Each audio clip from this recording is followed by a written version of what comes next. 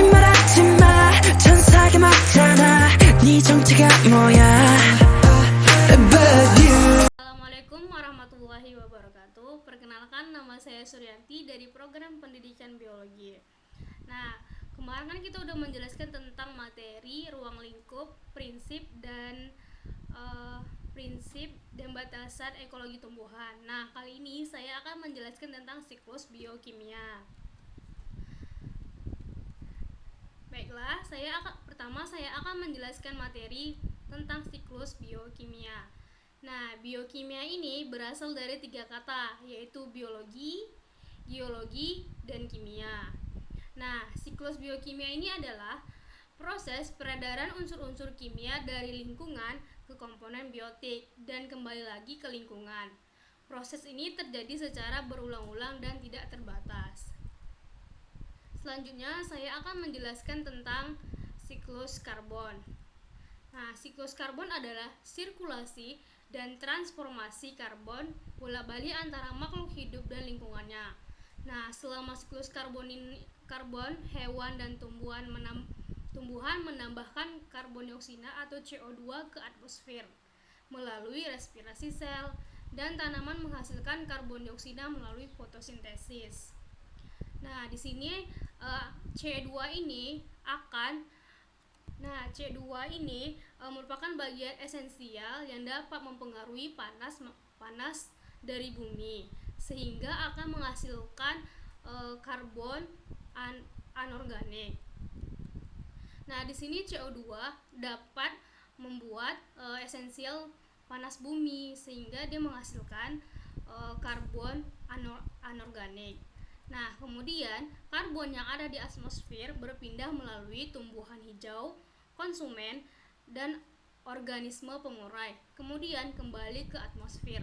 Di atmosfer, karbon terikat dalam bentuk senyawa karbon dioksida atau C2.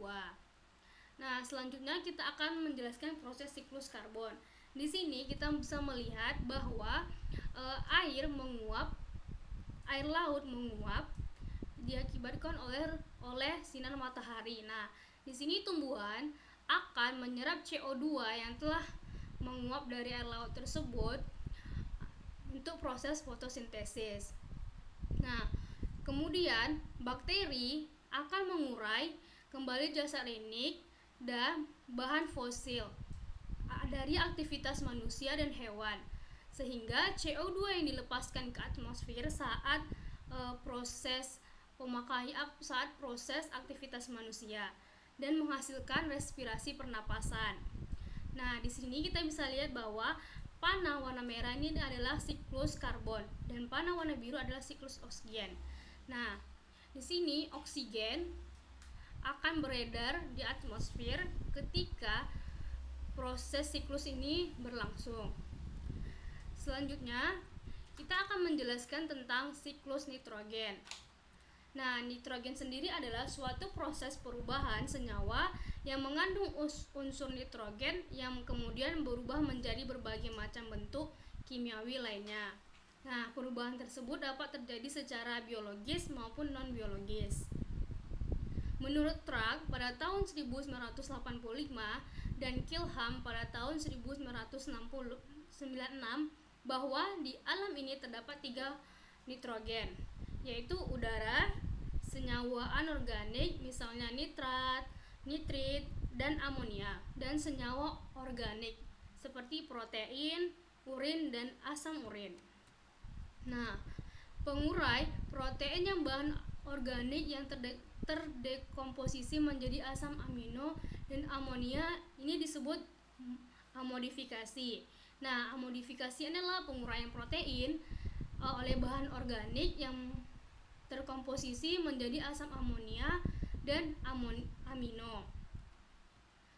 Selanjutnya, proses siklus nitrogen. Nah, di sini kita bisa lihat pada gambar bahwa siklus nitrogen ini pertama kali dimulai dari gas nitrogen dalam atmosfer, di mana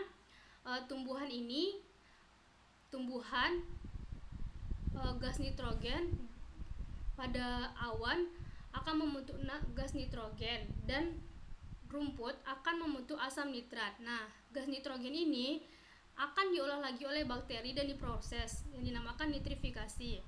Nah, bakteri yang memfiksasi nitrogen akan membentuk nitrit. Nah, nitrit ini akan melepas dan masuk ke dalam tanah dan menghasilkan nitrogen dalam kotoran.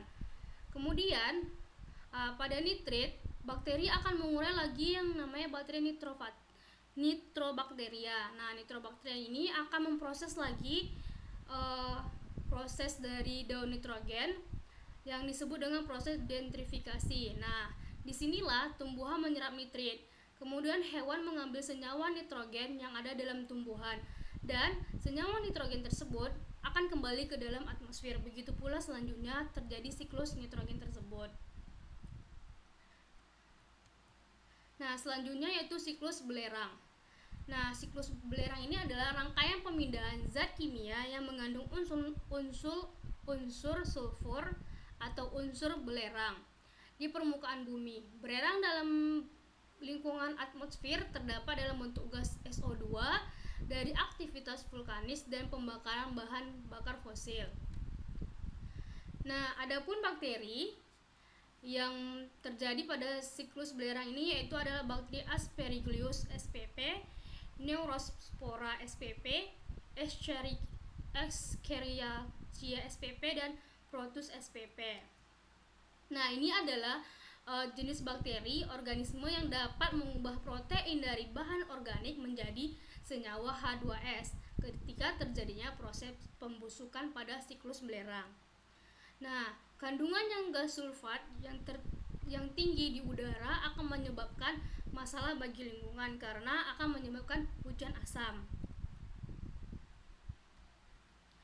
Nah, contohnya itu seperti adapun hujan asam itu seperti polusi air dan polusi udara.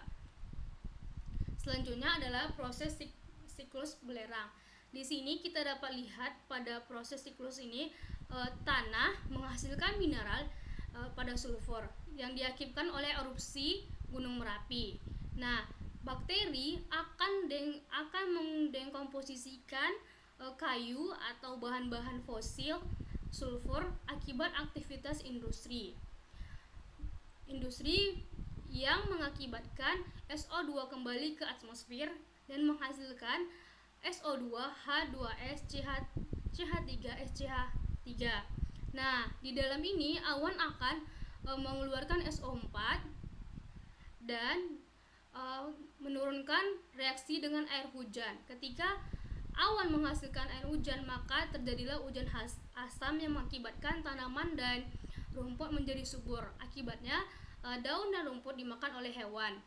Nah, kemudian proses siklus ini akan terjadi kembali seperti awal, tanah yang menghasilkan mineral sulfur yang akan mendominasikan bakteri anaerob. Nah, begitu pula siklus ini terjadi hingga kembali lagi ke atmosfer. Selanjutnya yaitu siklus fosfor. Nah, siklus fosfor adalah suatu proses perubahan fosfat anorganik menjadi fosfat organik yang kembali lagi menjadi anorganik secara terus-menerus tanpa jeda. Komponen fosfor ini bisa dijumpai dalam bentuk sebagai komponen pembentukan tulang dan juga gigi vertebrata. Nah, rasio fosfor terdapat nitrogen dalam air adalah 1:23, sehingga fosfor sering menjadi faktor pembatas bagi pertumbuhan, tumbuhan dan organisme lainnya. Nah, fosfor adalah bagian terpenting dari protoplasma. Di dalam protoplasma ini ada yang namanya tanaman dan H2PO4 serta HPO2- dan PO3-. Nah, fosfor ini bagian terpenting dari protoplasma. Dia akan membutuhkan tanaman untuk menghasilkan H2PO4- dan HPO2- serta PO3-. Selanjutnya kita akan membahas tentang siklus proses fosfor. Nah, ini adalah gambar siklus fosfor di mana hewan dan tumbuhan akan berkolaborasi membuat detritus, di mana detritus ini akan membuat detrifor dalam tanah, mengurai kembali tanah dalam tanah yang akan membentuk anorganik. Nah, anorganik ini akan masuk ke dalam air, kemudian fosfat akan menyerap anorganik yang masuk ke dalam air oleh bebatuan. Nah, bebatuan ini akan masuk ke dalam akar tanaman. Nah, akar tanaman ini akan menyerap kembali lagi fosfat yang telah dibawa oleh bebatuan tersebut, sehingga terjadilah pelapukan bebatuan.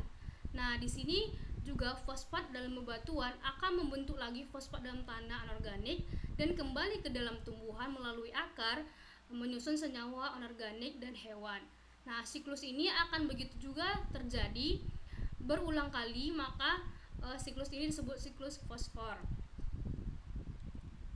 Nah, selanjutnya itu ada siklus air. Nah, siklus air ini kan kita ketahui air merupakan sumber yang sangat penting bagi manusia atau makhluk hidup lainnya.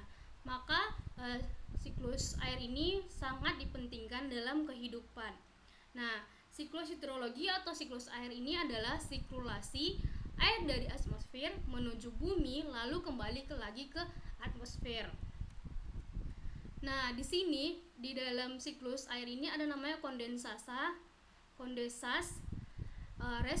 resipitasi serta evaporasi. Ini adalah dan transpirasi. Ini adalah tahap-tahap siklus hidrologi atau siklus air yang berawal dari kondensasi, kemudian dia akan berespitasi dan evaporasi dan transpirasi. Selanjutnya, air akan menjadi komponen penting dalam mentransfer zat-zat seperti N, S, P dalam siklus biokimia. Nah, di sini adapun fungsi-fungsi air antara lain sebagai berikut. Adapun fungsi air yang pertama sebagai pelarut, pengatur suhu tubuh, pengatur tekanan osmotik sel, sarana transportasi zat di dalam tubuh atau darah manusia, bahkan baku fotosintesis. Bagi manusia, air itu bermanfaat untuk minum, mandi, mencuci, irigasi, dan pembangkitan listrik serta pariwisata. Nah, ini adalah siklus air, di mana siklus air ini pertama kali terjadi adalah penguapan, di mana air laut akan menguap ke awan. Nah, awan ini akan membentuk titik jenuh, di mana titik jenuh ini akan memproses kondensasi.